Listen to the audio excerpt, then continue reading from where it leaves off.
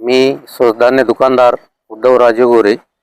आज आम्ही दिनांक 12 रोजी तहसीलदार साहेबांना मागण्यासाठी निवेदन दिलं। तर आमचं जानेवारी 2026 पासून ते आज तगायत कमिशन मिळालेलं नसल्यामुळे आणि नंबर 2 ची मागणी आम्हाला गोदाममधून धान्य 50 किलो 500 ग्रामचं पोतं मोजून देण्यात यावं। दर महिन्याचे कमिशन आमचे प्रत्येक महिन्याला देण्यात यावे आणि गोदामातून रास्तभाव दुकानदारांना धान्य देताना योग्य वजन करून मोजून देण्यात यावं। धान्याची वाहतूक, चढ उतार, हाताळणी, वितरण इत्यादी प्रक्रियेत होणाऱ्या नैसर्गिक वजनातील तफावतीसाठी लाईन्सची अधिकृत तरतूद करावी।